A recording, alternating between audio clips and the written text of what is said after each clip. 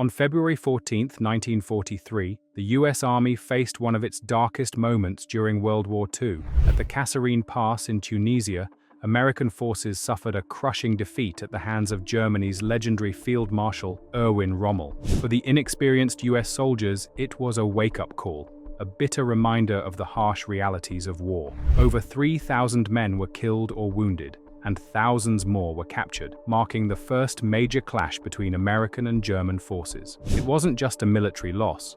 It was a devastating humiliation that shook the confidence of the American public and sent shockwaves through Allied command. Alongside their Free French allies, the division was forced to withdraw nearly 50 miles, retreating to the western dorsal mountains near the Tunisian-Algerian border. This massive fallback left a critical gap in the Allied defenses, presenting Field Marshal Erwin Rommel, famously known as the Desert Fox, with an extraordinary opportunity to shift the balance of power in North Africa. Rommel, a master of battlefield strategy and one of the most feared German commanders of the war, seized this opening with his characteristic aggression. Sharing a similar offensive philosophy to General George S. Patton, Rommel was determined to capitalize on the Allies' weakness. His goal, to push the Allied forces out of Tunisia entirely and strengthen the Axis hold in North Africa. Rommel identified the Spitler and Kasserine passes as key strategic points. If his forces could break through, it would not only drive the Allies out of Tunisia, but potentially turn the tide of the entire North African campaign.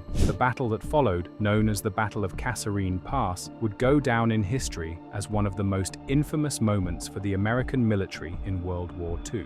Rommel's forces launched a relentless assault, testing the resolve of the inexperienced American troops. The Germans came perilously close to breaking through the Allied lines. The rugged terrain, combined with Rommel's innovative use of armor and infantry tactics, made the battle especially grueling. However, the Axis forces encountered their own challenges. Logistical issues began to plague Rommel's advance. The unforgiving terrain slowed down his supply lines, and the arrival of fresh Allied reinforcements added to his difficulties. After 8 days of intense fighting, Rommel was forced to call off the offensive on February 22nd. His forces retreated to the heavily fortified Mareth line, securing their position but leaving a path of destruction in their wake. For the US Army, the aftermath of Kasserine Pass was devastating. The Second Corps, commanded by Major General Lloyd Fredendall, had been thoroughly outmaneuvered. Over 3,000 American soldiers were killed or wounded,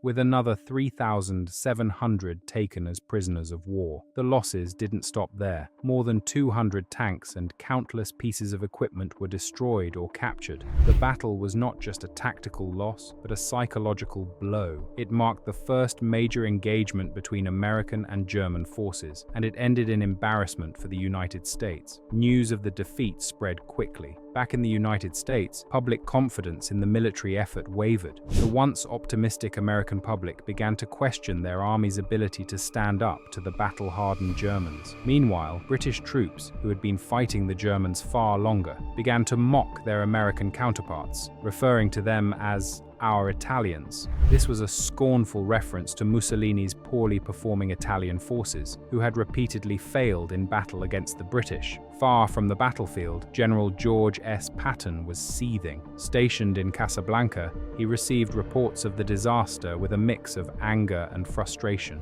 For Patton, the failure at Kasserine Pass wasn't just a military setback, it was a personal affront. The defeat represented everything he despised: disorganization, a lack of discipline, and poor leadership. To make matters worse, Patton's son-in-law, John Waters, had been captured during the battle and was now a prisoner of war. The situation left Patton feeling helpless, a state of mind that was utterly foreign to a man of action like him. Patton's moment of redemption came on March 4, 1943. General Dwight D. Eisenhower, the Supreme Commander of Allied forces in North Africa, summoned him to take command of the battered Second Corps.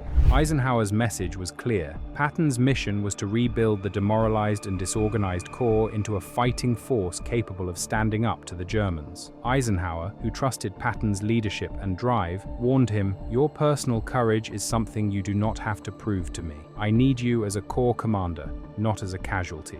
Patton wasted no time. Upon his arrival in Algiers, he met with Eisenhower and British General Sir Harold Alexander, to discuss the situation. Alexander informed him that the 2nd Corps would play a supporting role in the upcoming campaign, working alongside British forces led by General Bernard Montgomery. Patton, who despised playing second fiddle, bristled at the idea but knew better than to challenge the chain of command. His immediate focus was on transforming the broken 2nd Corps. On March 6th, Patton officially took command of the 2nd Corps. What he found was appalling. The soldiers were demoralized, discipline was non-existent, and the chain of command was in disarray. For Patton, this was unacceptable. He believed that the appearance and conduct of soldiers were reflections of the army's overall state. To him, discipline and organization were the cornerstones of military success. Patton immediately implemented a series of strict measures. Soldiers were required to wear clean uniforms, complete with neckties, leggings, and helmets. Military courtesies, including salutes, were strictly enforced. Weapons were inspected and repaired, and infractions were met with fines or other punishments. To the men, these changes initially seemed trivial and excessive, but over time, they began to see the results. They stood taller, marched with purpose, and started to take pride in their roles as soldiers. Patton's leadership style was hands-on and highly visible. Wearing his trademark polished helmet and ivory-handled revolvers, he toured the ranks in a siren-blaring scout car, flanked by motorcycle escorts. He was a constant presence, motivating the men with fiery speeches. "I don't want you to die for your country," he famously told them. "I want you to make the other bastard die for his." Patton wasn't just about discipline. He was also deeply committed to ensuring his men had the resources they needed to succeed. He worked tirelessly to secure better equipment, rations, and medical supplies. While he demanded excellence, he also instilled confidence in his troops, reminding them that they were capable and destined for victory. By mid-March, the 2nd Corps was ready to return to battle. Under Patton's leadership, they launched a successful offensive, capturing key positions and restoring American morale. The redemption of the 2nd Corps was a testament to Patton's leadership and his unrelenting drive for excellence. I hope you enjoyed watching this video. Do like and subscribe to this video for more videos like this.